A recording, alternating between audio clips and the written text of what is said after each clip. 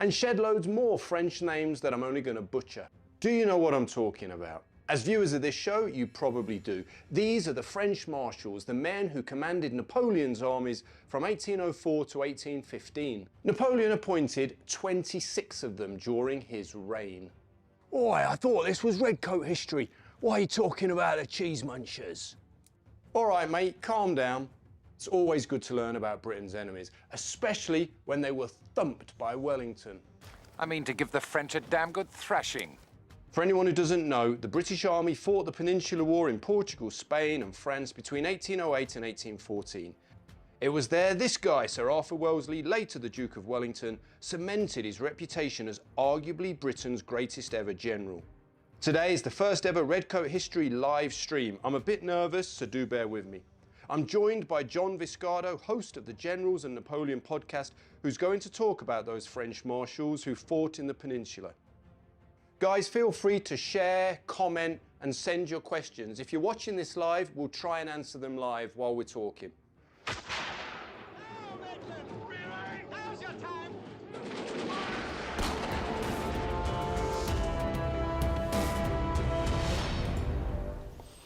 Sirs, marms, ladies and gents, how are you? Welcome to the Redcoat History podcast and YouTube channel. As I said there, it's the first ever live broadcast and hopefully we're going to have some fun. I've already got one comment. In fact, there's two. John Clarkey says hello all. Hello to you, John. If you've got any questions later, do post them in the comments here because I do see them and I can drag them on screen and we can throw them at our guests and see if they can answer. So, talking to guests, our first guest today and the one you've already heard about, the one and only John Viscardo. Let me bring him up on screen and he can tell you a little bit about himself. John, how are you? I'm great. Thanks for having me on the show. This is fantastic. I've been on a couple of podcasts now. That's the best intro I've ever had. So thank you. Excellent. Glad to hear it. Well, John, just quickly, this is your moment to shine. Tell everyone who you are, what you do, and if they like what they see today, how they can hear more from you. Yeah, I have a little podcast called Generals and Napoleon, as you can see from my lovely shirt. And it's just mostly about the people who served Napoleon, not so much Napoleon himself. So the topic today is right up my alley. We were talking marshals. I love talking about any of Napoleon's 26 marshals. They're all interesting guys. They all had a lot of highs and lows. And I think your audience is going to join this episode. This should be fun. Brilliant stuff. Well, we're already getting comments coming in. Cam Simpson, friend of the show, who woke up at 5 a.m., I know that for a fact, in Australia, says, morning, mate, from Cam. I'm hoping he's still in his pants as he's watching. Someone called Loetz Collector says, when I got the announcement, it said Wellington's, and it looks like the word penis there. So I think there's a bit of a mistake there, but rather amusing. Good evening, everyone, from Mystery J04. So talking of mystery characters, guys, we've got a second guest coming today. Let's see if I've got the right noise to introduce the man who I see as the GOAT of British military history of this era. At least certainly on Twitter, he's the GOAT anyway. Let's bring him in. Hold on a minute. And a bit of applause.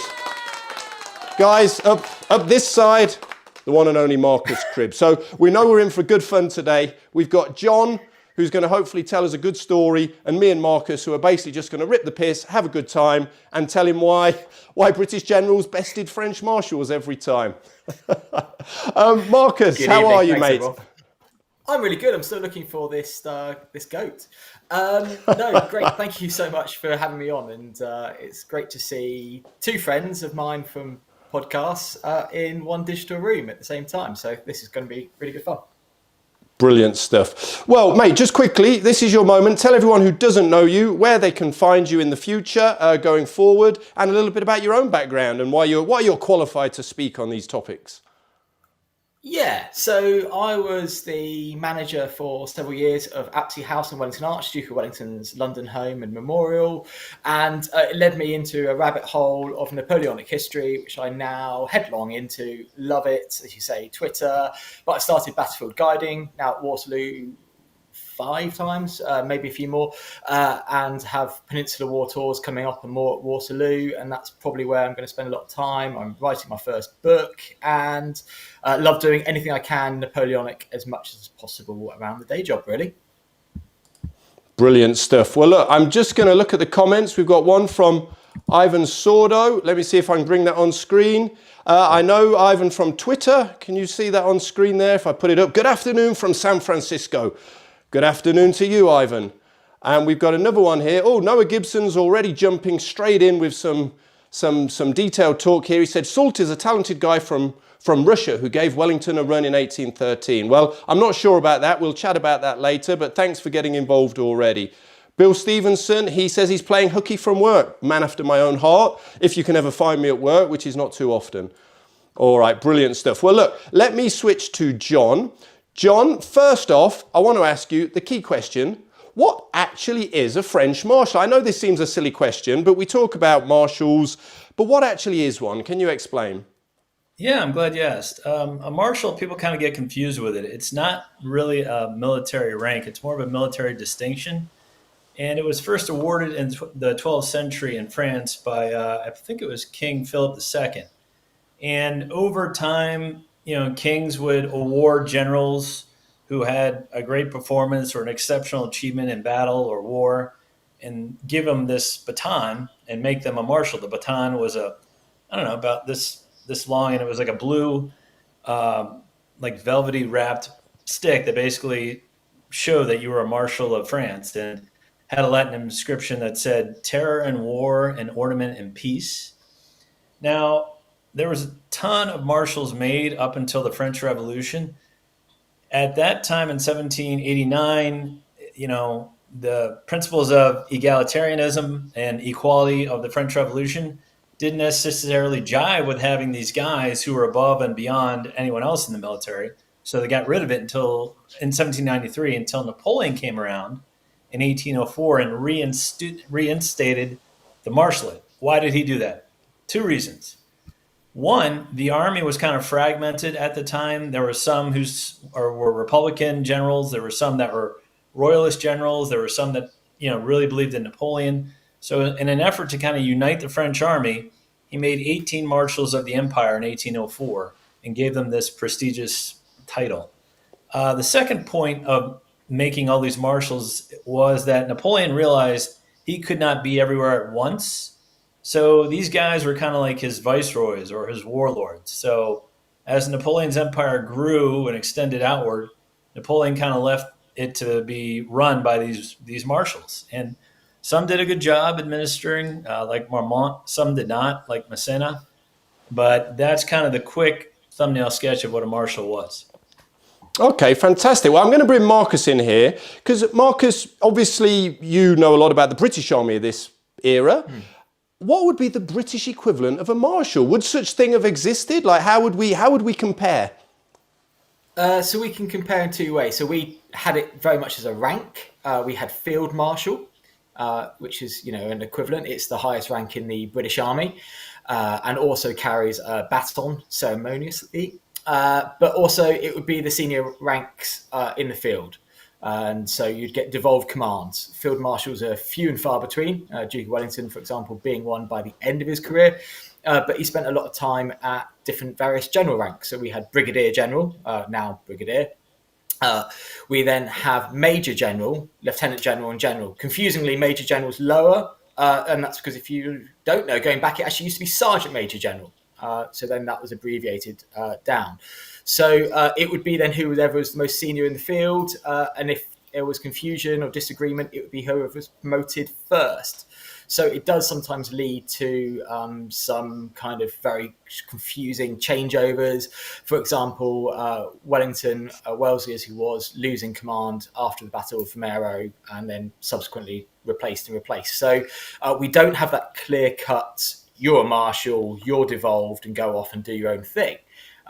We have a very clear rank structure. Napoleon, for the example, he brings it in because he wants to promote his friends, maybe. So it's a slightly different way we've got to it. Fantastic. Well, talking of promoting friends, we are going to get to one of those characters a little bit later. But before we crack on, John, I wanted you to explain the premise of today's episode, for anyone who's just joined us, is we're looking at the French Marshals of the Peninsula.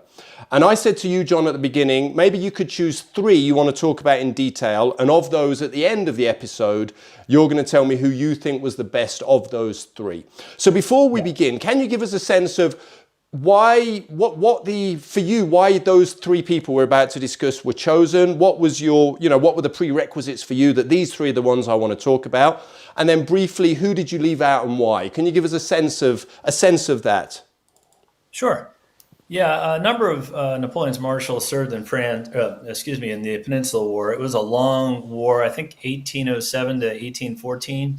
So a lot of marshals were placed there, including MacDonald, Victor, Ney, Saint-Cyr, Augereau. A lot of those were not in Spain very long because they didn't perform well. And Napoleon had no problem sacking marshals or generals or friends who weren't performing well. He expected miracles. He expected victories. He did not expect losses. So I picked those 3 because they were probably, I would say, the top performers of the marshals that were there. I mean, Ney did an okay job, but he just didn't believe in the whole enterprise. He wasn't big on conquering a country just to loot it or just to evict, trade partners of England. So I picked Marmont, Soult, and Massena because they probably had the most epic confrontations with the British and the Spanish and the Portuguese. There is one name that we've left out that I think people might be surprised about, which was Suchet. Yep. Was that just because Suchet. he was over on the east and he kind of gets forgotten, or is there more of a reason that you didn't want to include him? Yeah, I'm glad you brought him up. He was over in the east. He was closer to the border with France, so he didn't have to deal with as many logistic problems as some of the other marshals did. He also didn't have to go up against the probably top 10 generals of all time, the Duke of Wellington. It was kind of funny. Neither one of them wanted a piece of the other one. Suchet wanted nothing to do with Wellington, and Wellington wanted nothing to do with Suchet. So they kind of waringly eyed each other, but they never engaged in battle. That sounds a little bit like modern day heavyweight boxing. You've got the greats, they'd rather not fight each other. Yeah, indeed. Do you agree, Marcus? Yeah, I think Suchet came up quite a lot in some of the previous chats and social media that I've seen already about tonight. And they didn't line up, toe to toe to carry on the analogy. And I'm going to run short there, I'm afraid, Christian. Love a good boxing analogy. I'll try. But they didn't square off. So it's difficult to make those comparisons. And, to carry on those, Wellington does throw left and right hooks at lots of different big names. Loving it. Including Ney, he gives a good uppercut too, which is kind of John's man. What's interesting about doing it from that angle is that we can actually compare some of the really big names and really talented generals, but they're very different styles and command outcomes for their careers as well. Brilliant. Well, look, the biggest question I have, we're going to start with Soult, but the biggest question I have is how do you pronounce his name? I've heard it Soult. John, I think this is one for you, mate. You strike me as a man of sophistication who will probably be able to tell us exactly how it should be pronounced. Oh boy, a lot of pressure. I need my podcasting buddy Lafayette Pod to help me out with this, but I think it's Soult with a T is pronounced. I have heard it other ways as well, but I'm going to go with Soult in terms of pronunciation. Okay, makes sense. Well, in that case, why don't we crack on, actually? I think we're going to start with Soult. I think, why don't you give us a bit of a potted history, let's say 5 to 10 minutes maximum, of his background, where he was from, his early days in the army, and, his career up until and including the Peninsula. We can keep it quite tight, and we will take questions, guys. So if anyone, I can see these comments coming in. Rachel Stark says, Spain was a graveyard for many marshals' reputations. Very true. What else have we got here? Miles Abbott, watching from the start. Loving it, lads. Thanks for all the work you do. Well, thanks to you for watching, mate. And then a couple of comments that it's such a shame that Suchet and Wellington never actually met in battle. So there you go. Yep. So let me pull up my graphics. Here we go. So I'm going to let you go for it, John. Here's a bit of background information on Soult, and I'll try and bring up the right slide at the right time. There you go. Rachel's saying Soult with a T. Thank you, Rachel. Right, John. John, take it away, mate. We will interrupt you, probably mock you from time to time, drop in a few comments, but you go for it, mate, and we'll wing it and see how it goes. Yeah, please interrupt. And, people watching, if I screw something up, please comment so I can get it right. Brilliant. Before we begin, I just think we need a little bit of sound effects. Sorry, you can see this equipment is new and I'm a little bit overexcited. So I'll try and stay quiet and let you crack on for a bit, John. Okay. Yeah, I appreciate that sound effect. I don't know how I can come follow that, but I'll try. Drum roll, please.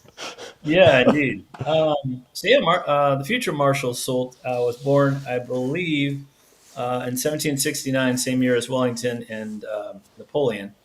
He was the son of a notary and lawyer, but not a nobleman of any kind, just a commoner, and grew up and was probably in line to become a lawyer. He was well educated, like his father.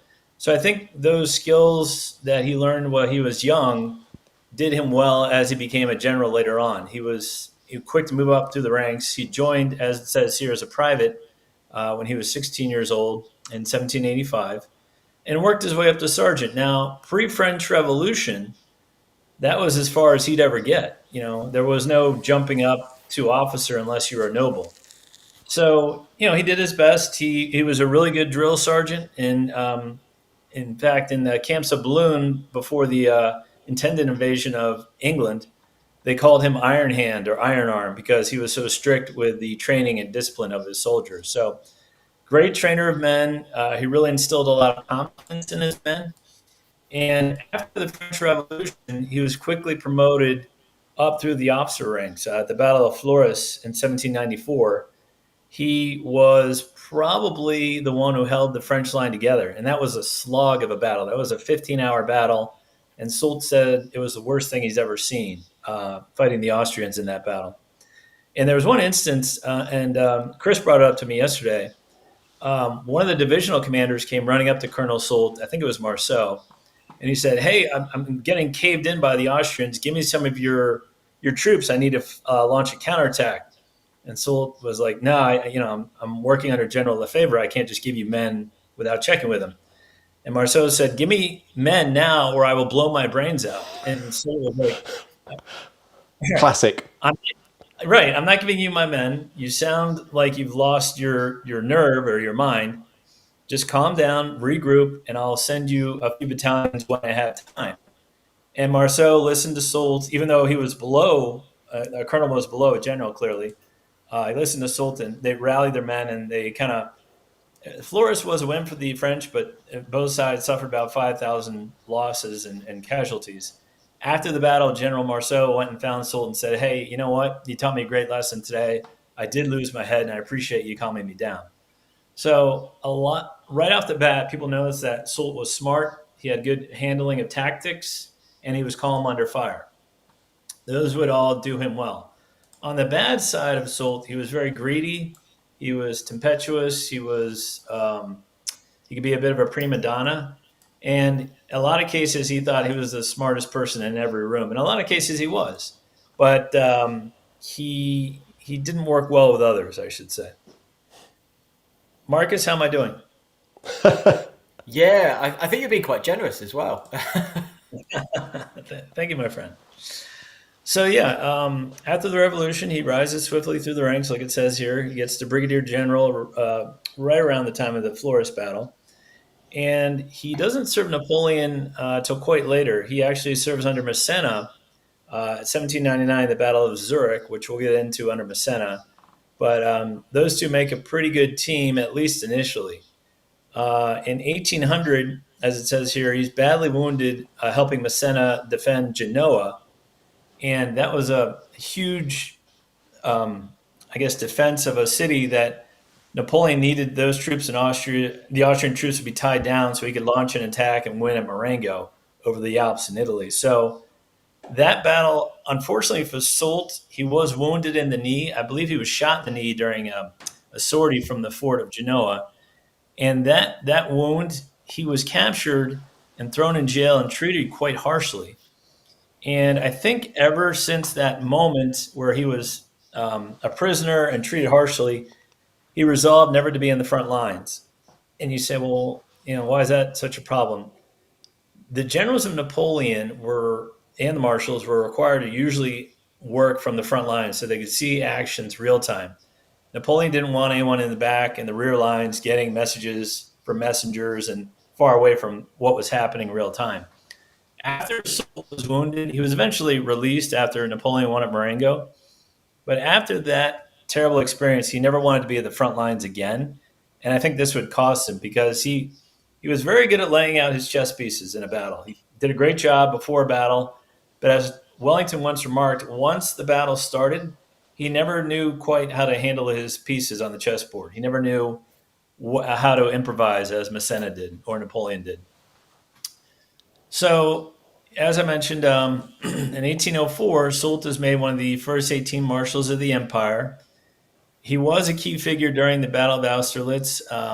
The Pratzen Heights, which was the linchpin of the Allied line, after the Russians and Austrians left that Pratzen Heights to attack Marshal Davout, Napoleon ran up to Soult and said, hey, how long do you need to capture the heights? And Soult said, 20 minutes, sire. So Napoleon said, okay, let's wait just a few more minutes for all the Allied forces to get off the Pratzen Heights, and then I want you to launch your forces up that hill.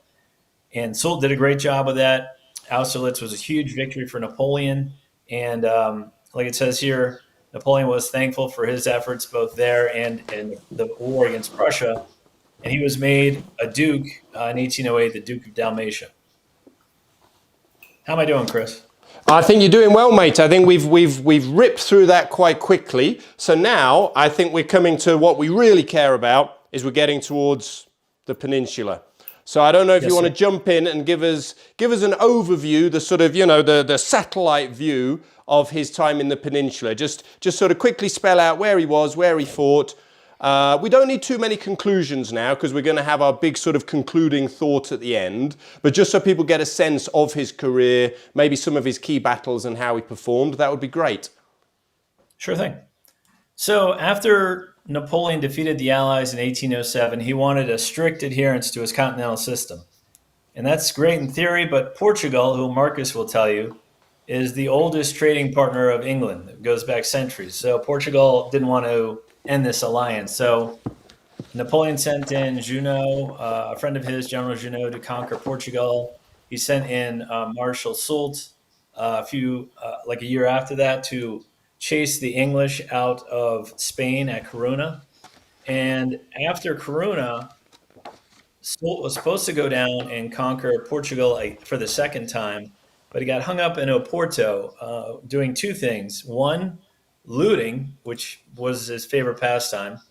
And two, he was trying to make himself a candidate to be king of Portugal. Now, he did have delusions of grandeur, Marshal Soult, and I think that cost him here. Instead of doing what he was supposed to be doing, which was capturing Lisbon, he kind of got it in his head that, like Napoleon's brother-in-law, Murat, that he would be made a prince or a king. And Napoleon caught wind of this and said, no, that's not why you're there. You're there to conquer the country, not be king. I make kings, not you. And it's a really strange one, if I may, because even some of his own officers didn't want Soult to have this. And there's an episode where one of Soult's aides actually rides down, leads intelligence with Wellington saying, can we meet up and basically chat about what Soult's doing? He wants to make himself king. This is really strange. And Wellington meets him purposely out of camp so that this aide can't see Wellington's strength and movement. And Wellington doesn't fully agree because he's cautious that it's a trap. But this aide is asking for assurances that if he overthrows, kidnaps or kills Soult, that Wellington will support him and potentially ship them back to Paris. A bit like what happened after Corunna. So yeah, Soult kind of his head's too big for his hat quite early in the end. Like John says, he wants to be king. King of Lusitania was the old title, and it leads to this really strange, almost treason. Thank you, Marcus. Yeah, and it was just a weird thing where he thought he could make himself king, but yeah, Napoleon put the kibosh on that. I mean, to be fair, these titles are throwing around. Napoleon comes back and everyone's, equal playing field after the revolution. And all of a sudden, he's bringing back the Ancien Regime titles. There's dukes again. There's counts. There's princes, and then he's giving kingdoms away. He makes his brother, the king of Spain, and himself, various kingdoms. His son, the king of Rome. So it's not. That's a little bit later, but it's not completely bizarre that he maybe wants that. But I don't think he wants to maybe rule. I don't think he really wants to rule Portugal. I think he likes the title. I think it's an ego thing, possibly. Yeah, I agree. So while that's going on, Wellington also is kind of creeping up on Oporto, and Soult kind of just dismisses it. He's like, "Oh no, we're protected by water. Wellington doesn't have the boats to sneak attack us." And almost while Soult is sleeping, he gets his butt handed to him by Wellington, and he has to go bounding out of Oporto in Portugal without his cannons, without his wounded soldiers, without a lot of his loot, because he was so overwhelmed by the British onslaught. And so I'm going to come back to that later, but that's one of the reasons why Soult is not my favorite number one marshal, but I won't ruin it yet.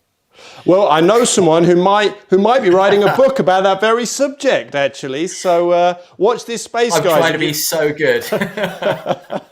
He's biting his tongue. Go ahead, Marcus. Go ahead. Go on, jump in, Marcus. You know you want to. No, you did. I know. I really do. But no, you're right. I mean, he dismisses Wellington's on the south bank of the suburbs, and he dismisses that as Wellington's not going to be able to cross. He's assured that all the Portuguese boats have been taken to the north bank and that they're secure. And to summarise, what's been going on in Oporto is despicable warfare. There's been raping, murdering, looting, the worst crimes that the French army can commit against the civilian inhabitants there. It really is disgusting what happens in Porto. And so the Portuguese are keen to help. And they go out with some boats. They link it up with an intelligence officer. The men of the Buffs, the 3rd Regiment of Foot, cross and kind of catch Soult literally napping. We think actually he was in bed during the beginning of the battle. And when they're first spotted on the north bank, he goes, "Oh, they're probably just my Swiss," because the French Swiss soldiers wore red jackets. And so, he leaves without very little. Famously leaves his loot behind. And then the loot that he does take, including the pay chest, he has to chuck into a ravine. So, John's right there. Porto is an exciting one, but he, really quite laid back about the whole situation, thinks he can just walk out with all of his loot and goes back to bed, basically. Yeah, no, brilliant. And if anyone is interested to know more about that, Marcus really is, one of the experts on that. And I hope you don't mind me going on about it, Marcus, but he's currently writing a book about that very battle. So watch this space. Follow Marcus on Twitter if you don't already. And he'll be able to give you even more information on that. It is one of Wellington's finest hours, I think. But anyway, we're here to talk about Soult. Let's not get sidetracked by how amazing Wellington was. I know, Marcus and I are fanboys, to be fair. John, do you want to carry on, mate, and pick up then? After his thrashing at Porto, what happens next? Yeah, he goes bounding up to Galicia, where Marshal Ney is stationed, and he kind of refits and regroups under Marshal Ney's protection. And it was a good blow to his ego. It's probably the best thing for him, quite frankly. He kind of recovers after that.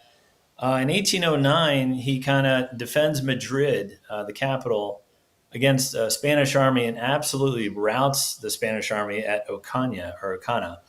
And he kind of recovers his confidence and his esteem in Napoleon's eyes. After that, he kind of floats around Andalusia. He's basically a viceroy of southern Spain. He doesn't, like I said, work well with the other marshals in Spain and just kind of is content looting wherever his army is stationed. In 1811, the British are sieging a town called Badajoz.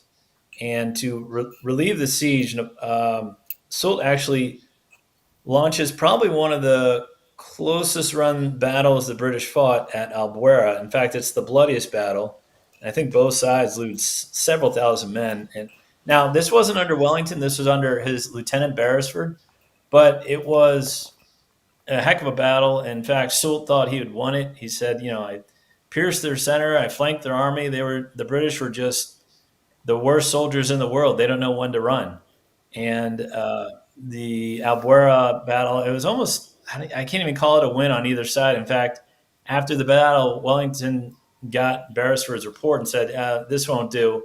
Write me down to victory because I don't want the people in England to find out about this battle. So he's still performing well.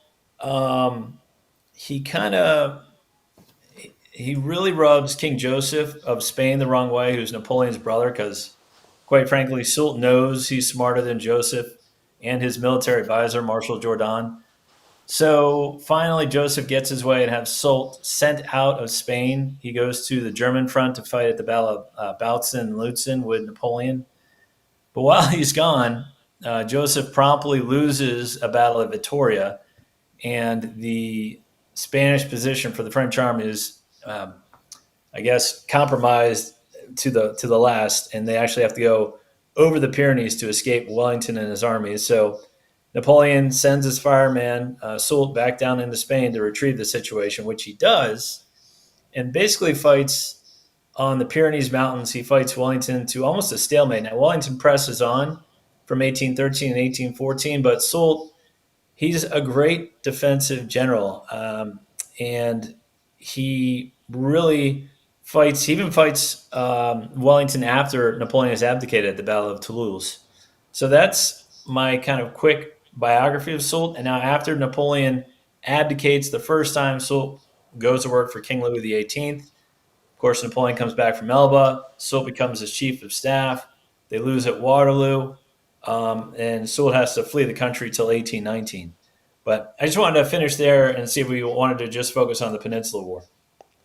Well, I think it's worth doing a bit more, actually. I would love to just hear a very brief overview, because his is a career that went much beyond the Peninsula, isn't it? So just give us the sort of the 30-second lowdown of what happened to him. Obviously we've got Waterloo, and then in his subsequent career, where he basically had a whole other career, didn't he? Could you sum that up for us?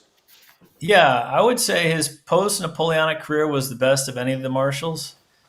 He works his way to be war minister. He also becomes Marshal General of France, which is talk about a rare thing. There's more people who've walked on the moon than have been Marshal of General of France. So that's a lofty title. He lives to an old age.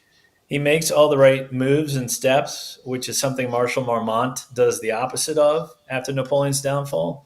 So he carries on, I think, till 1852 or 1853 is when when he passes. But he really does a fine job. He becomes Prime Minister of France. 1851 is when he dies. And he's revered by the people of France. He creates the French Foreign Legion, which is one of the best fighting forces in the world to this day. So Marshal Soult, what a career. From where he started to where he ended, I don't think you could have done a better job long-term than he did. Fantastic. Well, I think that sums it up really well. There's one incident I want to ask Marcus about, because I think this is right up Marcus's alley. And I know you spoke about it on your own podcast, John, but I think it'd be nice to hear from Marcus on this.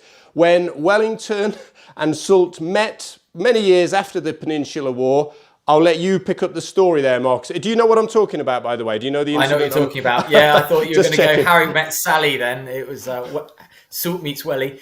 So they do meet. Actually, we think 1814, their carriages pass and they're in the same room because Soult is Minister of War for the royals of France. But they meet in London. So Soult carries on this amazing career, as you say, Prime Minister. And he's invited over for Queen Victoria's coronation, which if people don't realise, the Duke of Wellington is the High Constable of England. and is kind of officiating lots of the ceremony. And so he's at that in the room with Wellington. And so then Wellington invites him to one of the banquets he's having at Apsley House. And it's my old office. And if you don't visit it, let me tell you that there's loads of imagery, loads of fantastic art, including, surprisingly, loads of images of Napoleon. And that's, shows the influence that he had at the time. And Wellington does the best he can to kind of remove those items. And so, because his things showing his battle honours and stuff, and invites him to dinner. And then when Soult is there in the same room as Wellington in London, Wellington grabs him by the arm and says, I have you at last. Because, of course, these men, they fight each other. And we often feel, we're comparing A against B. But the battlefields aren't big by modern standards. Waterloo famously, Napoleon gets within about a mile of Wellington. They never meet. But these men rarely meet. They're looking at each other through telescopes, probably. Or maybe, the Mark 1 eyeball from horseback and things like that. So he grabs his elbow and says, I have you at last. And they do. They dine together at Wellington's house.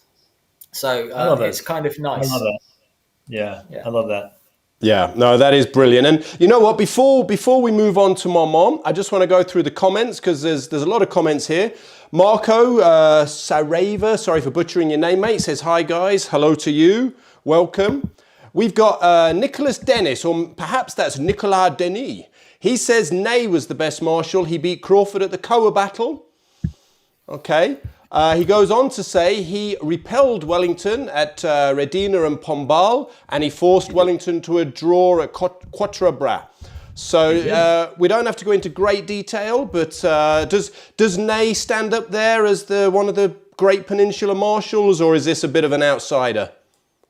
No, he's one of the great marshals, I will say. And his performance in Russia speaks for itself. Even if he did nothing else with his martial career, the Russian campaign, he was phenomenal. But I think Spain, it was hard to get supplies. It was hard to get troops. It was hard to get good intelligence because it was such a rugged country. The Spanish didn't want them there. So I think Ney did his best, but it was really, really, really hard to succeed in Spain. Okay, and then Jan Lindner, sorry guys, I'm so English. He said, and it's a great quote, let me put it on screen. I don't know if this is a mistake or if is Thornister something I should know, or is that a typo, do we think, instead of knapsack? It says, each soldier carries a marshal's baton in his Thornister. Oh, it's a Napoleon quote. I thought he said knapsack, or is... yes. Yeah, I think so. I think that's what he's saying. That he's basically saying that Napoleon kind of said every man's a marshal. Yes, yep. Brilliant. Like every man an emperor is a common phrase as well. Well, that's what I thought it was. Yeah, go on, mate. He's a great example of that. I mean, here's a guy who's probably thought, all right, Sergeant Major is going to be the highest I can ever get to, and he becomes not only a marshal general of France, which is there was probably a better chance of getting hit by lightning and eaten by a shark than that happening. So I congratulate him on where he rose from. Yeah, no, I think that is one of the beauties, isn't it, of sort of revolutionary France is, whatever you think of the politics and, of Napoleon himself, it was an amazing opportunity for people of talent to emerge and prove themselves and get where they should be. Imagine Sharp if he'd have been fighting during the French Revolution alongside those revolutionary armies. What rank would Sharp have achieved, eh? Not just a colonel, that's for sure. You see these men kind of go from private, sergeant, captain, and then up to general really quickly. You say, I think we said Soult, within 4 years. And that's an incredibly quick career that you don't get in most of the rest of the European armies. So that does allow certainly some talent to rise. If I was skeptical, I would say sometimes that nepotism, the friendships, kind of people who are closer to Napoleon, but that those ones who are talented, rather than being levelled at, sergeant major and junior officers, it does allow that kind of, fraternity, brotherhood, egalite of the revolution does carry on through as much as possible. It's obviously a bit of an oxymoron because we have military ranks and orders must be obeyed and chain of command and all that good stuff. But it does allow some really good opportunities. And I think it's why certainly I'm interested in the Marshals. John's, doing a fantastic series on the Marshals and now the Generals. And And they've got fantastic characters, some of them coming from like the royalist backgrounds and some of them being, little more than sons of peasants and the middle classes. And they would have had very different careers if not for the revolution. Yeah. Exactly. Well, another comment here. Let me bring it on screen. And I believe this is friend of the show who's been on the show before, David Snape. He's also an author himself. He says there's a brilliant podcast on BBC Radio called Real Dictators about Napoleon and his rise to power. They suggest that he uses his marshals as scapegoats when things go wrong. What do we think about that, gents? We were discussing that not that long ago about Ney being a scapegoat for some of Napoleon's mistakes at Waterloo. If you want to take that up, John. Yeah, I could see that, and there was flaws in the system. Obviously, there was 26 marshals. They all had to listen to Marshal Berthier because he was the chief of staff, but the other 25, they were basically equal rank. So they could do whatever they wanted to and didn't have to listen to the orders of any of the other ones. As far as scapegoating goes, Marshal Bernadotte mentioned once, I think he captured an Italian town once called Gradisca, and Napoleon chided him. He's like, well, why did you risk that? And Bernadotte said, well, if I hadn't charged and captured this town, you would have yelled at me for not being aggressive enough. So I think Napoleon was just somewhat a perfectionist. So it was very hard to please him unless, like I said, you did something miraculous. They were scapegoated, but sometimes they deserve the criticism, as we'll get to with Marmont and Massena. Fantastic. Right, well, let's crack on. There's loads more comments that we could get to, but I know we need to move on. And we mentioned nepotism and friendship. Talking of which, let's talk about Marshal Marmont. John, do you want to jump in with a bit of a discussion of him? Sure. He's the only one of the three we're going to talk about that came from a noble family, a petite noblesse family. His dad was an army officer in the Royal Army. Marmont was young. He was one of the youngest generals and marshals that would come out of the Napoleonic era. He trained to be an artillery officer, and he was a damn good artillery officer, like one of the best, if not the best gunner in the French army. He was also a great administrator, and he quickly attached himself to Napoleon. Like, he realized serving under Napoleon in Italy that Napoleon had some great traits, some great intelligence, and they actually became roommates when neither one of them had any money. Marmont, Napoleon, and General Junot were roommates at one point. So Marmont kind of basically was the whiz kid of Napoleon. He was his protege, and he worked his way up, like I said, through Italy. In the Army of Italy, he worked under Napoleon, helping getting cannons over, as I mentioned before, the Alps for the Battle of Marengo. He worked with Napoleon in Egypt. He was just a really smart guy. Now, the problem with Marmont is he had a very fragile ego for whatever reason. I don't know why. He was not included in the original 18 Marshals of the Empire, probably due to his youth. He didn't really have a lot of independent commands either. So Napoleon gave him a corps to command, which is pretty impressive for a young general. But he did not make him a marshal. And I think that stung Marmont quite a bit. And I think his ego can only take so much abuse from Napoleon. And I think it reached a breaking point in 1814, but we'll get to that. As you mentioned here, he was helpful to Napoleon during the campaigns of Ulm and Austerlitz. After that, he became military and civil governor of Dalmatia, which is where modern-day Croatia is now, that area.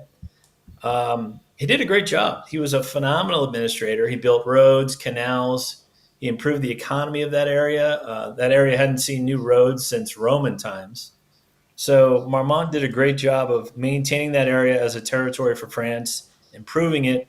In fact, improving it so well that after Napoleon's downfall, the King of Austria came to tour the area after they reclaimed Dalmatia, and he went on a tour with his aides, and everywhere he went, the king would say, well, who built this magnificent road? His aides would say, the French sire. Or who built this magnificent building? And his aides would say, oh, the French sire. After a while, the King of Austria said, you know what, that's enough.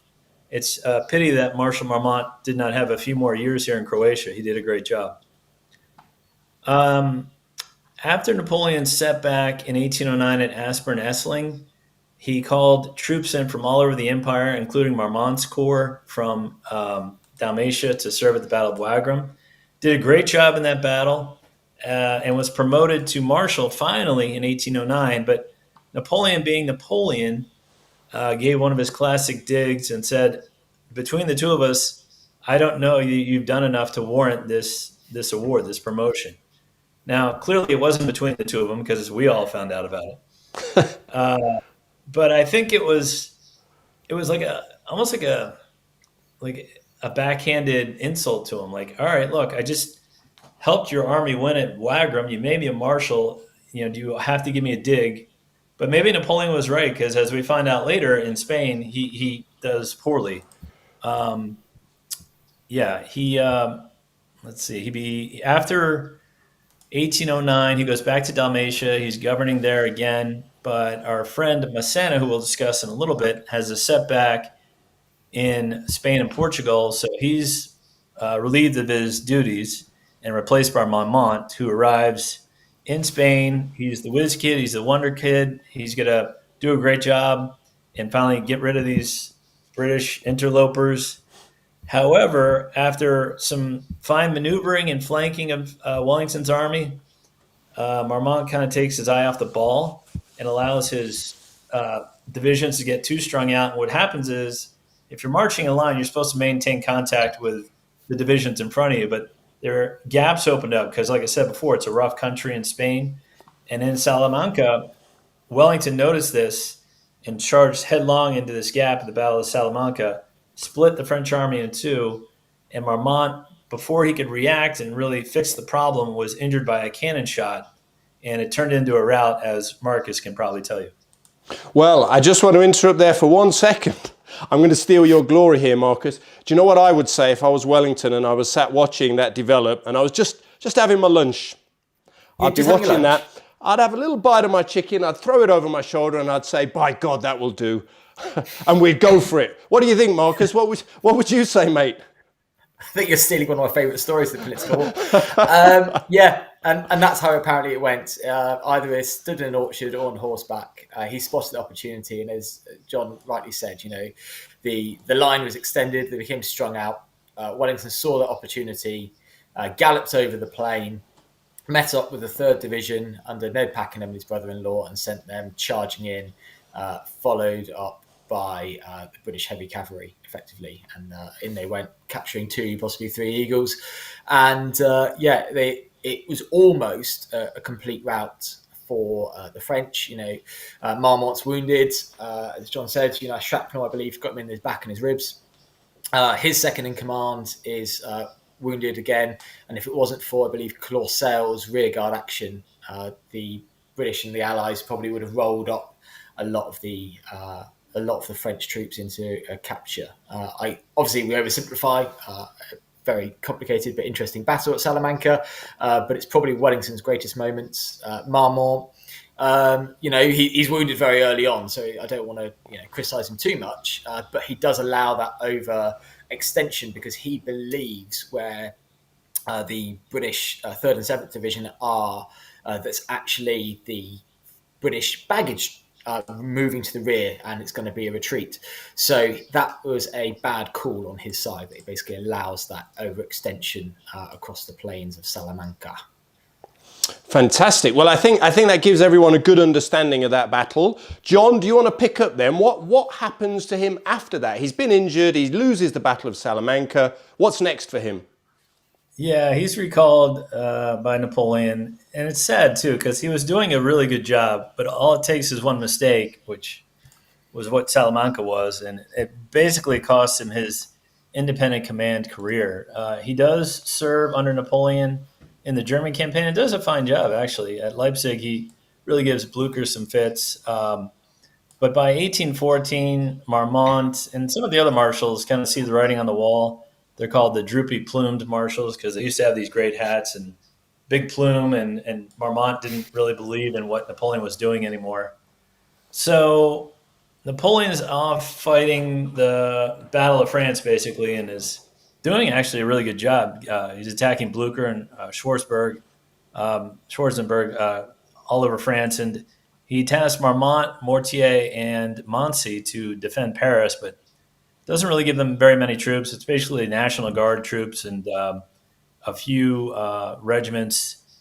Marmont, again, makes a poor decision, and this is kind of like a motif in his life. He decides to become a politician. He treats with the Allies. He concludes a peace treaty without checking with his emperor. He doesn't tell his men about it, which is god awful. And he marches his troops into the Allied camp without telling them why, and then tells them to lay down their arms. Peace has been declared. So that basically ruins Marmont's reputation with the French army. It doesn't help after Napoleon returns at Waterloo, loses Waterloo, and then votes for the death of Marshal Ney after Waterloo. That doesn't really help his reputation. He becomes kind of a pariah, a Judas, if you will. He serves the royals. Is his name used in a bit of derogatory term now? Because he was the Duke of Ragusa. That's now right. The French use, if you Ragus or if you're a Ragusa, that's a bit of an insult. Yeah, it means to betray now in the French dictionary. So yeah, I'm glad you brought that up, Marcus. So he kind of wanders. Is that fair? Do you think that's fair? Tough question. Yeah, probably not, it's difficult, because isn't it? Murat actually turned on Napoleon first in January. He attacked Prince Eugene's troops in Italy, but that was in Italy. He was trying to hold on to his kingdom, and it wasn't under the gates of Paris. That Marmont did it under the gates of Paris to his own French troops. I think that's what really sullied his name. Then during the 1830 July Revolution, he was called up by the royals again to put down a revolution. His troops, he led poorly, and he had to flee France for the last time, and basically wandered Europe as he was almost like a joke. Like, people would point and say, there goes the man that betrayed Napoleon. He lived a long time. He visited old battlefields. Unfortunately, he got divorced after the downfall of Napoleon, but he was never able to return to France, and he was really universally despised. It was kind of a lonely existence for the guy, just because he made some really poor decisions. Yeah, it seems really unfair. We were talking about like the different careers. I just saw a comment there about Bernadotte, and you're like, in kind of the Game of Thrones, that is the Napoleonic War. Bernadotte wins, and the fans of Napoleon say that he's the biggest traitor, even though he was given leave to go off and be the king. Well, actually, the Prince Regent, the Crown Prince of Sweden. But he goes on to become the King of Sweden and Norway, and now Sweden, and the royal family of that country is still descended from him. And he's called a traitor, Marmont's called a traitor. But then actually those who declared for the royal family in 1815, then back to Napoleon, then back to the royal family, which one is loyal, which one's treasonous? It kind of comes down to your political stance. It's a fair question. Yeah. It's a great question. It's very complicated times. You have to make good decisions. Bernadotte made great decisions. Soult made great decisions. Marmont did not. General Moreau, if it wasn't for General Moreau, Marshal Marmont would be the worst decision maker of them all. Moreau was god awful, and he was one of the best and brightest generals in the French Revolutionary era. Conspired against Napoleon, tried to assassinate him, escaped to America, came back because he thought Napoleon was on his last legs, and unfortunately Moreau had his legs blown off, some say by a cannon sighted by Napoleon, and died on the battlefield. But Marmont, great administrator. I think he just, whenever there was two choices laid in front of him, he always made the wrong choice. Yeah, never good. Just quickly, before we wrap up Marmont, last question. You may have touched on this already, John. Do you think, would he have become a marshal if it wasn't for his friendship with Napoleon? Like, let's sum that up. Was there a bit of, I don't know if nepotism is the right word, but that his friendship allowing that to happen, or is that not fair? Yeah, I was looking at the battle records of all these guys before we started talking. Massena had a one-loss record, meaning he won 14 battles and lost 11. Soult won 17 battles and lost 22. Marmont had an independent command of only 9 real battles. He won 4 and lost 5. So, did he deserve to be a marshal? Probably not. But like you said, he was friends with Napoleon. But that doesn't mean everything. Junot was friends with Napoleon. He never became a marshal. Victor was friends, but it took him a while to become a marshal. Just because you're friends with Napoleon doesn't automatically make you a marshal. So Napoleon had a pretty good eye for talent. He knew Marmont was a good artilleryman. He knew he had some skill. I just think he got lazy later in his career, and then he didn't believe later in his career, and that caused his ruin. Yeah, fair enough. I mean, listening to those facts and figures around win-loss records, Marcus knows I'm a big fan of boxing. Regulars who watch this show will know I often present with black eyes, so I still do practice the art of pugilism from time to time. But all of those records sound like journeyman. Marcus, what was Wellington's record, just out of interest? If you know it off, you probably don't know off the top of your head. I don't know off the top of my head, no, because there's always famously this graphic that gets shared on social media every now and again, and it's Napoleon and hundreds of wins, and then Caesar, Alexander, Genghis Khan. And the problem with doing win-losses is often the outcome is not that clear-cut. So if we take a Battle of Busaco for Duke of Wellington, great victory, but the day after, Ney leads an outflanking manoeuvre towards Lisbon. Which is fantastic. Wellington has to fall back. But then he's got the lines of Torres Vedras. And then that's kind of starves Massena. So the clear-cut outcomes, I'm a bit sceptical of sometimes. War's not that simple, I'm afraid. And, where we look at things like Albuquerque, both sides write that up as a victory. Both sides really kind of lost it. So I'm going to say...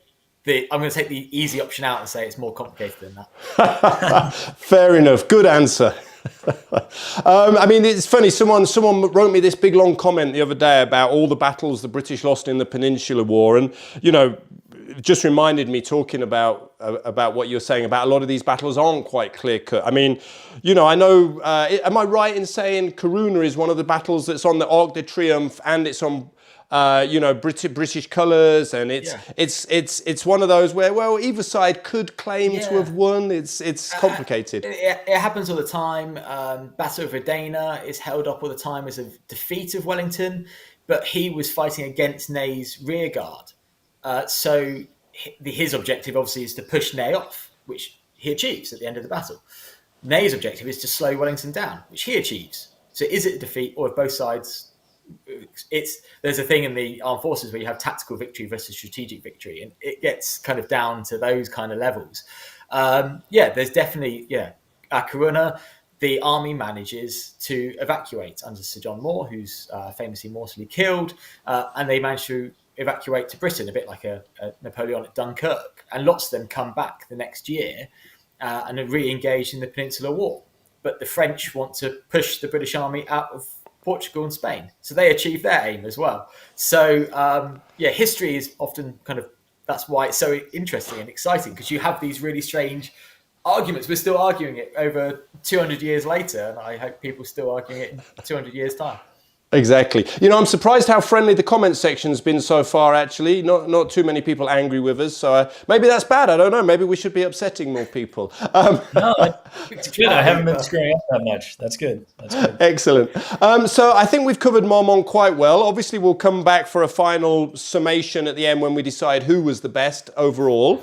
But I think we want to go on, John, and talk about Andre Massena. Is that right? Is he next on your list? Yeah, yes, indeed. The dear child of victory, Massena. Fantastic. Let me pull up the right image of him. There we go. Okay. Yeah, he was born in 1758, so he's older than Napoleon, which the other two guys weren't really.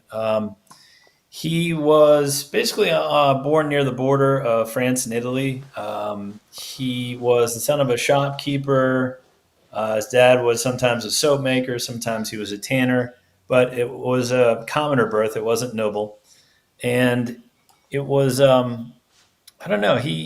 Wasn't sure what he wanted to do growing up. He was a cabin boy on a ship for a little while, and then he kind of became a smuggler for a little while. He sold fruit for a little while, and then he finally joined the army. It was a French Royal Army in Italy, and he worked his way up to sergeant and warrant officer, which is basically the highest rank a non-nobleman could achieve. And I would say, in terms of natural skill, others will tell you Marshal Davout is the best marshal, but in terms of strategy and just not worrying about what was going on a battlefield and thinking clearly, Marshal Massena was the best. These quotes are great. Thanks for posting these, Chris. Yeah, fantastic. As they come up, I'm putting them on screen. I thought it would give us a bit of inspiration and maybe something to comment upon. And even if we don't comment, I thought they're just good for the viewers to see what people are saying. So sorry for interrupting, John. Please feel free to carry on. Yep. And as it says here, after the Revolution, 1789, he works his way up because there's no restrictions on commoners being officers and becomes a general of division. And I'd like Marcus to comment on this because people, a battlefield at this time is a very loud, noisy area. It's hard to see everything. There's cannons, there's smoke, there's muskets, there's horses making noise. People are screaming. People are injured. And to have a calmness in the midst of this, which Massena had, and I think that's what Napoleon admired most about him, that must have been hard to do, wouldn't you say, Marcus? Yes, and the injuries themselves, especially with the aftermath of the medical care, was just horrendous. There's no painkillers that are going to be offered except for alcohol, which thins the blood, so lots of it's not good for medical treatment. Survival rates bad because of that, and a cannon's firing several miles, just kind of on the speed of sound, so you can see it coming. It's going to take out several ranks of men. And, we were saying about Soult being behind the lines. These generals are getting to the front lines and exposing themselves to danger. I'm always the first one to criticize Napoleon and things like that. But bravery where bravery is due. Putting yourselves out there into either modern or, Napoleonic cannon is horrific. And, there's some really brave men. We know that several of them suffered from what we say PTSD, shell shock. And I think the confusion, that fog of battle is real. This is, we have smokeless gunpowder today for like shotguns and things like that. The smoke, perfect image. Smoke was real. You couldn't see it. You couldn't see through it. When there was moist days, it would hang down in the valleys. One of the anecdotes I used to tell is when Wellington he only commissioned one painting of the Battle of Waterloo that he ordered done. And when it was done, there's like little puffs of like cotton wool kind of cloud. And he said, oh, good, not too much smoke. Because if you painted a battle how it really was, you wouldn't see anything. It'd just be a big grey-white mass. And that's no good for hanging on your study wall. So to be able to, send orders, you need to be able to see it. You have to send out riders with letters, and they might get killed en route or on the way back. It's a really difficult thing to do, both from bravery and also from that kind of command and control logistics way of doing things. So to have calmness, I think, is showing a really big measure of any man. Hopefully no one's too calm that they're kind of not affected by it. I think that's the other side of things that we sometimes talk about, is who's moved. I know Ney had issues and Wellington did. It's that balance, isn't it? You want to be calm, but you also need to keep an element of human emotion. Not sure I could do that. Yeah. By the way, before John cracks on, I think we've got some really good comments here that I want to refer to, because I feel Massena is one of those people that people can relate to. He's one of those generals people can relate to, one of those historical figures that, for all his faults, and we'll get to his faults, he's kind of likable in a weird way, isn't he? And it says here, let me put this back on screen. Amai Yar says, Massena never had a formal education, only learned to read and write at 17, but was an instinctive learner. Natural skill, it's amazing. Is that true? Does that fit with your facts, guys? Yeah, that sounds accurate. Yeah, his parents were not rich. They had barely had enough to get by. So he didn't really get a formal education. He just kind of learned as he went. He became a sergeant for many, many years and learned on the fly. And I think once talent and natural ability were the main factors in getting promoted, Massena worked his way up the ladder. And then in 1795, he defeats the Austrians at Loano, and he's probably next in line to become Army of Italy until some guy named Napoleon Bonaparte shows up. Never heard of him. His father was a shopkeeper, and he was a cabin boy at sea. And the cabin boy, wants to make it to a sailor, wants to make it to first mate, second in command of a ship, or commanding a small trading vessel. It doesn't expect to suddenly be the marshal of arguably one of the biggest and at the time the most powerful armies in the world, if not Europe. So amazing career and like meteoric rise. We're going to see lots of films and TV series about Napoleon, but we don't see that much about his marshals. Well, one more comment on that from Rachel Stark. She says, along similar lines, of all the marshals, Massena was one of those with the most inherent talent for command. I think that's a fair comment, isn't it? That's really fair. That's really good of Rachel. And Rachel knows some stuff about the marshals. Thank you, Rachel. Yeah, he does. And like you say, he's more likable. If they're all out for themselves eventually, I'd say, and that's why Suchet's name comes up, because he's not such a bad looter. But if your power corrupts anyway, so yeah, it's hard to judge from that distance. Let me see if I've got a nice portrait of Massena to pull up. There we go. You see, I feel like I could have a beer with that guy. I don't know why. I just feel like he'd be quite fun to go to a club with. You could pull off those trousers.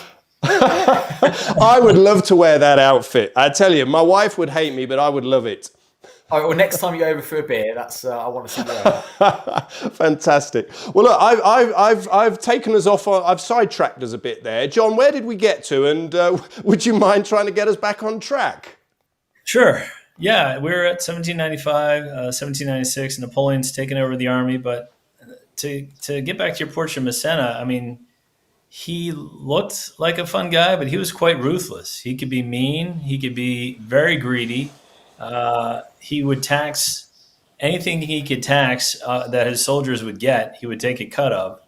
He hated to give money to anyone, and he loved women almost as much as money. If he would have put that much effort into that he did into looting, into being a soldier, he probably would have been above Davout and close to Napoleon. He just had a natural knack at being a general. During the Italian campaign, he is a favorite of Napoleon. He performs very well at Rivoli. He helps at Castiglione. He helps all of Napoleon's great battles in Italy. And really, speed and maneuvering, Massena and Napoleon really see eye to eye on the efficiency of the army and making sure they go and work fast.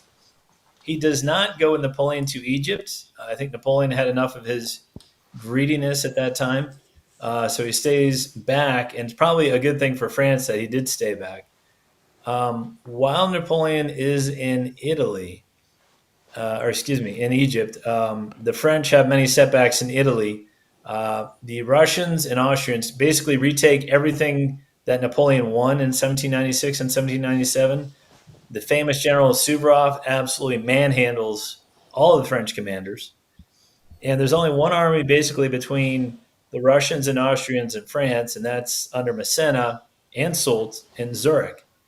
And Soult and Massena are just waiting there, waiting in Zurich, waiting for this army, this undefeated army to get to them. And people are saying, there's no chance. Massena's got to get destroyed. Even his own soldiers and officers are kind of like, hey, maybe we should head back to France. And Massena kind of just sits there and kind of like Wellington would do. He strikes like a cobra and absolutely annihilated the vanguard of Suvorov's troops and sent the Russians reeling. Austrians couldn't help them. And at the Battle of Zurich, I think is Massena's finest moment. Don't you, Marcus? Yeah, he's has a fair few, early victories, but I think Zurich is a fine example of his talents, and he, like you said earlier, he's in there amongst the action for lots of it and commanding quite ably. Yep. So that victory basically ends the Second Coalition against France. He welcomes Napoleon back, supports his coup for power, and in 1800 he's placed in charge of the city of Genoa, as part of the plan to occupy some of the Austrian army while Napoleon goes over the Alps to surprise them at Marengo. He does a phenomenal job there. I try to find a parallel to Massena, and the only thing I could come up with was General Grant of the United States Federal Army or Union Army, because it Massena defeats didn't bother him. His troops dying didn't bother him. He was always ready to go to battle the next day. In the siege of Genoa, he held out for months with basically no food and no reinforcements and no resupply, and basically ensured that Napoleon would win at Marengo, even though that was a close battle. So he performs very well in 1800. Like I said, he becomes one of the 18 marshals of the empire in 1804. But Massena being Massena, it's never enough. He says one of his friends congratulated him on being one of the 18 marshals, and he said, "Aren't you excited to be a marshal?" And he says, kind of gruffly, "Yeah, one of 18." So he kind of realized that he is one of the best, but there shouldn't be so many other marshals on the list. Um, he performs well. Again, he's sent back to Italy. He defeats the Austrians there, and he really performs well. Although Napoleon gets a little tired of his greediness, and at one point actually taxes Massena several $1,000,000 that he had illegally looted from conquered countries, which Massena never really forgave him for. Um, he is created a duke, Duke of Rivoli in 1808. Um, I'm just looking at your notes here, Chris. Oh, sorry, let me put it back. There we go. You're good. Yeah, in 1808, this is an odd story. Napoleon and Berthier and some of the other marshals go on a hunting expedition, which royalty did in that time. And Napoleon, being a famously bad shot, accidentally shoots Massena in the face and causes him to lose an eye. Obviously, Massena's like, "Well, who shot me? That was pretty awful." And Berthier, being the dutiful Berthier, that's an understatement. Oh, that was pretty awful. yeah, Just lost an eye. Berthier takes the blame, so Napoleon doesn't have to. But I think it's pretty much agreed upon by historians that Napoleon accidentally shot him in the eye. And Am I right in thinking Napoleon was a famously bad shot, or am I misremembering that? No, he was. It's odd though. He was a fantastic gunner. Like if you put a cannon in front of him, he was probably the best in Europe. But you hand him a musket, and he was clueless. I was wondering that earlier when you said about Marmont being one of the best gunners in Europe. I was like, don't want to make you choose gunners though. Yeah, no. Napoleon apparently, he would sight guns individually in battle. Even when he was a general, he'd get behind them and sight them. But there's a huge difference between maneuvering a gun and checking the land and actually hands-on a weapon. They're two really different skills. So apparently he was really bad with that. I don't think, you would get a lot of training in that as in officer school, a bit of saber, a bit of languages, a bit of maths. Not much time, because they didn't really use rifles, they used muskets. So yeah, shooting, possibly would have had shots, loose balls, like a shotgun. Well, and that probably would have taken out parts of his eye, rather than a musket ball going through and killing a skull. So yeah, it seemed that he probably took a load of shot from Napoleon, and I just love the fact that his chief of staff takes the blame for it, being like, "Oh, sorry, boss. Yeah, of course." Yeah, typical. Well, we'd all do the same though, right? Anything to help our careers, surely. Yeah, it was me. I shot him. I hope not. So John, he's been shot in the face, obviously a pretty dramatic wound. He's getting on a bit. I mean, how old is he by this point? Yeah, he's getting older. Let's see, he's born in 55. He's probably in his early 50s at this point. So to use an English term, he's pretty knackered. Is that fair to say? I don't know what that term means. Yeah. Oh, Americans. Yeah. Marcus, is he knackered? Yeah, he could be quite knackered. Yeah. Knackered, cream crackered, chin strapped. No, we're not getting any of these two. Yeah, yeah. No. He's long in the tooth. He's tired. We're saying, John, with terrible English colloquialisms. Well, so John, we've queued it up for you then to tell us what happens next. He's been through all of this. He's just been shot in the face. And now his boss tells him, right, you need to go to, one of the most difficult operations we're currently fighting. We've got the guerrillas attacking us. We've got this British army who refuse to leave. The Spanish are still there. They're still not giving up. The Portuguese are still there. You go sort it out. What happens and how does he feel about that?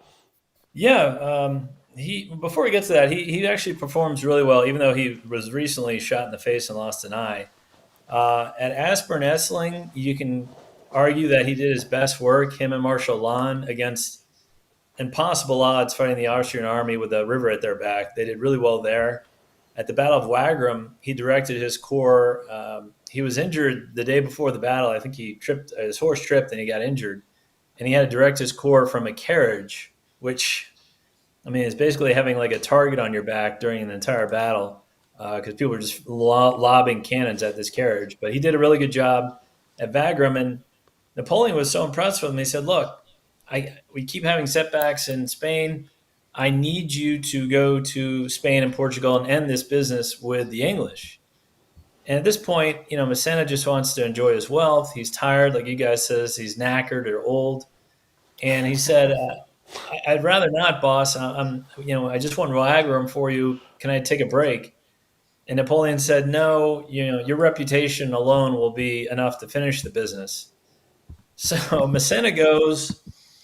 He has Ney working for him, who Ney doesn't want to work for another marshal. He has Junot, who's kind of crazy, working for him as a corps commander, Renier, and a couple other people who just didn't like Massena. And Massena opens up by telling his corps commanders they didn't want to be there, which is a horrible way to ask people to work hard for you if you don't want to be there.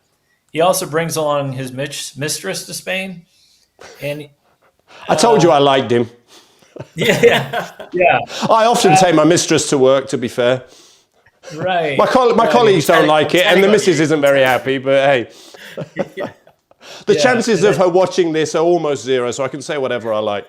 Yeah. All right. Let's see if our viewership's going up or down. We can. John and I aren't feeling that brave, are we?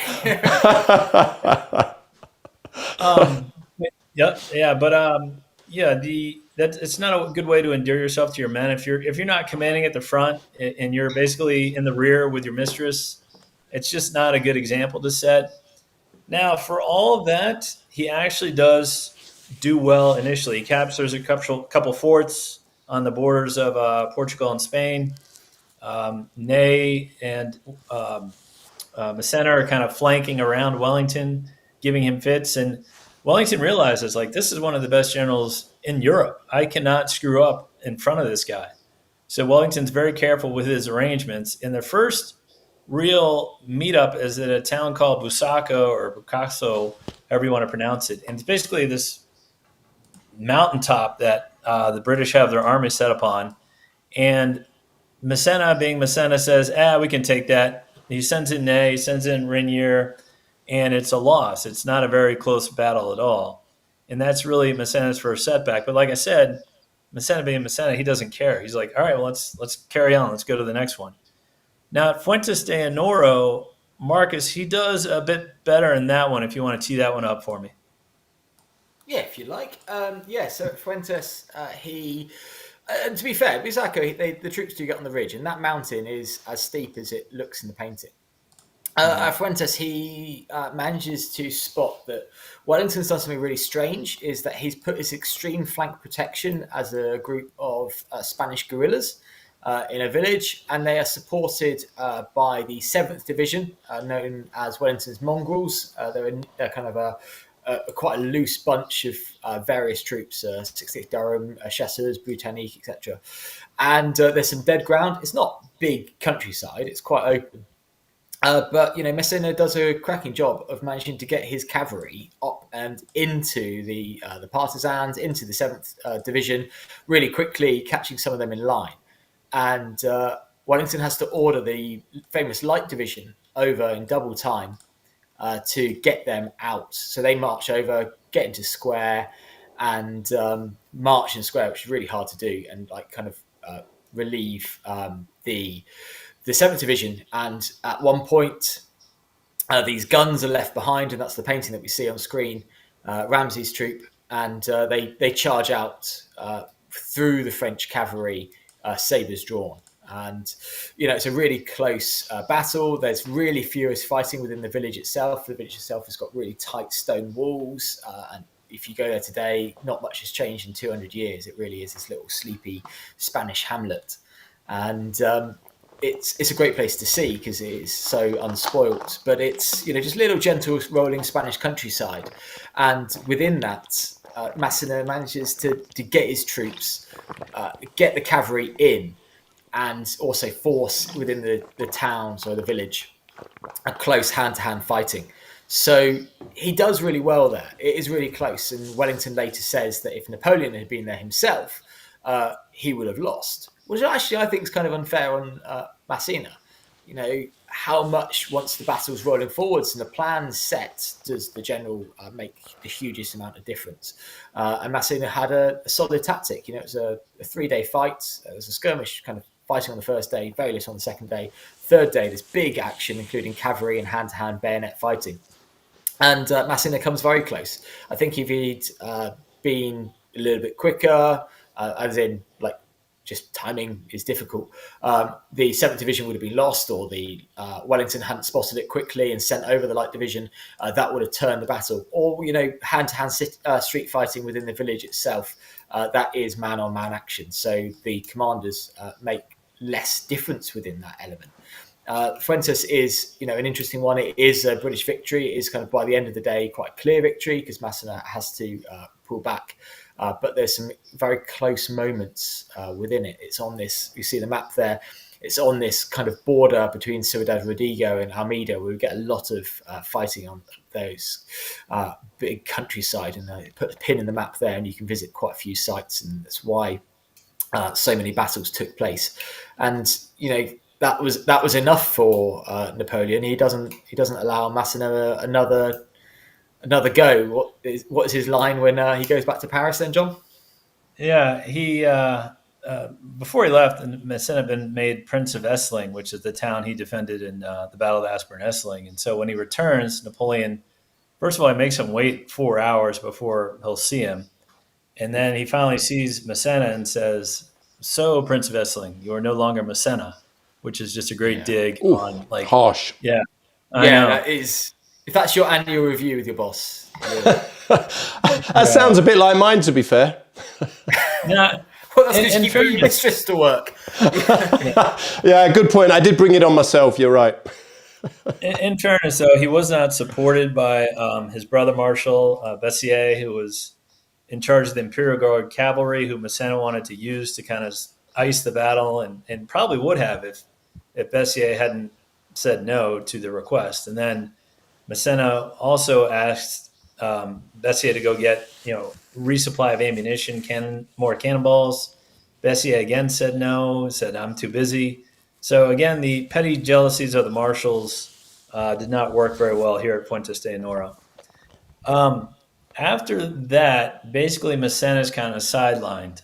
Napoleon doesn't really give him a command again. He had some small governorships of some towns in France, but he doesn't really have a command after that again, and he probably doesn't want to. He's got his millions of dollars. He just wants to retire in peace. He supports Napoleon after his escape from Elba, but again, he doesn't want a command. He just wants to sit quietly with his money. Unfortunately, he doesn't really get to enjoy it, his money, because he passes, I think, in 1817, and just he had a hard life. I mean, he made millions of dollars, but he was in the saddle a lot. He was on fronts a lot. Obviously, he lost an eye due to Napoleon. He worked really hard over the course of his life in the military, and definitely gave a lot to France. Brilliant. Well, look, I think that's good to wrap up Massena then. We will move on because I know we've been going an hour and a half, and we did say we'd try and keep it tight. So apologies for that, gents. But a couple of quick questions on Massena. did he take Wellington too lightly? Was that part of his problem? He got into the peninsula, thought, you know what, I'm a bit knackered, as we've said, but who's this Brit? The Brits are nothing. I've been fighting much more worthy opponents out east. Was there a little bit of that, do you think? Go ahead, I don't know if Marcus. Okay. Yeah, I think probably. And I think probably most of his marshals did that. And, it's famously quoted by Napoleon on the morning of the 18th of June, 1815. He looks around his room of marshals over breakfast whilst the Anglo-Allied army are formed up ready to fight. And he's having breakfast with them. And he says, "Oh, you take Wellington seriously because he's beaten you before. I tell you, it'd be nothing more than finishing this meal." And I think a lot of them were turning up going, okay, our experience with the British during the Revolutionary War, they're holding all these towns for the French royalists and we're beating them and we're throwing them out. And they've done these little expeditions across the coast and we're beating them and we're throwing them out. But actually, it's, as we know, time and time again, the British can be let down by allies, they can be let down by overextension, but often they're the thin red line, it's very stereotypical, pulls it out the bag even when they should be defeated. We said it earlier, they should be defeated. The troops hold, and Wellington, for many of his faults, he has a very good eye for ground, and he's picking battlefields that suit his army and his Anglo, allied army of Spanish and Portuguese. And, he's moulding the Portuguese into an effective fighting force. The Spanish are now working with him, both on the battlefield and in politics in the guerrilla campaign. So that, and, we haven't talked about the guerrillas, they wearing down the Spanish ulcer effect. They're wearing down these marshals all the time. When they're off the battlefield, they're being kind of drained of men. And that is also going to be mentally draining, that they can't send messages back to France without it being captured or the messengers being killed. So there's a lot of elements there that would demoralize these generals or distract them on campaign. Brilliant. I think that's really good, actually, and that kind of sums up why it was so difficult to beat Wellington and the British in general, even when Wellington wasn't there in battle.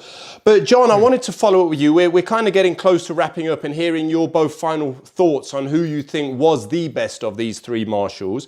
But I wanted to ask one thing we haven't really discussed, and maybe you can just give us a sense, John, is how difficult was it for the marshals with Napoleon trying to micromanage everything from Paris? Presumably that made things very, very tough for them. Yeah, I did. I'm glad you brought that up. Paris is far away from Portugal. Took a long time for a messenger to get a horse from, say, Lisbon to Paris. And like Marcus said, you couldn't just send one guy because he would inevitably get caught by the guerrillas. And you couldn't even send a company because they would be overwhelmed by the guerrillas or a Spanish army lurking around. So you basically had to send a battalion of troops every time you wanted to get a message to France. Same thing with supplies. So if you needed food, ammunition, guns, horses, you had to send a battalion of troops to protect that supply convoy. So I don't think Napoleon fully understood how hard it was to operate in Spain. It was very hard to forage, as opposed to, say, Germany or Austria, where you could forage and live off the land. You couldn't do that in Spain and Portugal, especially with the British and Portuguese burning and destroying all the crops as they retreated. So, yeah, I don't think, Napoleon really set up any of these three guys for success. It was a very, very difficult place to campaign in. And then my last... Oh, sorry, Marcus, go ahead, mate. Sorry. I was going to say, I was going to agree, I could talk about the guerrilla war for hours, but the other element is you see Napoleon hiring and firing. They have a defeat. Do they get a chance to learn from it? Because they're replaced. So if that carries on, they don't get that experience of fighting the guerrillas as much. We don't get to, and that's why Suchet was mentioned a lot in the kind of the pre-chats, because he's off in the east and actually has relative success there. And he's fighting quite a different campaign. He actually tries to not, this might be controversial, but not raping and pillaging a country makes them not hate you as much. So he manages to win rounds, and you get these enfrancisados, which are the middle classes from Spain who want to kind of bring in the revolution and work with the French. And so he's doing that. And where some of the others, they come in, they have a campaign, they lose a battle, they're replaced. So that experience, is changing them. Whereas some of the men are out there fighting for, nearly a decade, and they're seeing the boss change a lot, and that doesn't give them a lot of reassurance either. So I think Napoleon's getting too involved. He's in the east and he's looking to the south, and then he's kind of micromanaging away in Spain. Whereas actually, if he left it, it might have been different. Just a quick example. I was reading Marbot's memoirs, and he operated in Spain. He worked for several marshals, General Marbot. And he said, whenever I had to deliver a message or do a supply convoy, I would go the route where there was an attack by guerrillas the day before. I would want to go that exact route because guerrillas, how they operated, they would attack and then run away and then, go to another area to operate. Now, if you're not an experienced commander, you would think, well, there was an attack there the day before. I'm not going to go that way. I'm going to go some other route. Right. Marbot knew from operating there that, I'll go wherever there was an attack the day before because the guerrillas won't be there. Yeah. And all right. We were talking about it before. He sent 3 messengers to try to get through.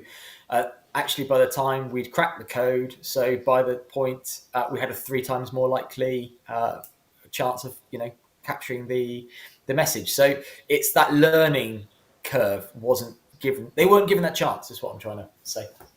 Yeah. Well, guys, before we wrap up, before we get to our winner in inverted commas, I do have one last question. Maybe, John, you can sort of take this, and then maybe, Marcus, if you've got any follow-up to this. The Marshals, they all hated each other. We've kind of touched on this with Fuentes de Oñoro. They all hated each other. They all seemed to do everything they could to undermine one another. What's that all about?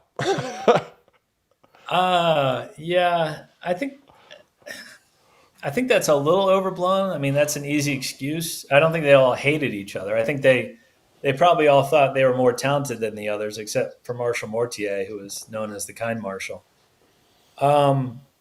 They could work together. In fact, after Wellington defeated Marmont at Salamanca, Soult, Suchet, Jourdan actually united forces and actually pushed Wellington back into Portugal. So they could work together when there was an immediate threat to their existence. But when things were quiet, that's when they would get selfish and get looting and kind of ignore each other. And whenever, of course, the boss was around, Napoleon, it was a very well-oiled machine. I mean, they destroyed Prussia in a couple of weeks. They beat the Austrians how many times when Napoleon was around? So they could work together. A lot of them did work together for many years. I think the not working together is a bit overblown, but in Spain, it is documented that there were some arguments and there were some lack of cooperation amongst the marshals. Brilliant. Well, look, we're getting to the point. Oh, sorry, Marcus. Yeah, go ahead. So I was going to say, can we blame Napoleon for that? Mostly because I want to. But also because, he's handing out these titles. He's handing out wealth. He's handing out palaces and basically countries, princedoms, if they are successful. So if you're getting, reward based upon success, you're wanting to outshine the others and write your successes and build it up. Potentially is one way I sometimes view it, rather than go, look, it's kind of like, look what I did, rather than kind of, look, we all did a good job. And Napoleon, the Marshals previously. That's great. That's great. I've never heard that before. No, I mean, there are some really competent commanders in there. So, yeah, I certainly like some of the Marshals more than I like Napoleon. Yeah. Brilliant. Well, look, guys, I think we're going to wrap up. I want to hear. In fact, I've got a perfect sound effect for this. Hold on, let me see if I can hear it. And at the end of this, as it finishes, John, I'd like you to name who you think was the best French Marshal in the Peninsular War. Let's go for it. Oh, here it comes. Okay, the best French Marshal in the Peninsular War was Marshal Massena. Yay! Whoa! Hold on. I think we need a bit of. Oh no! Wrong one.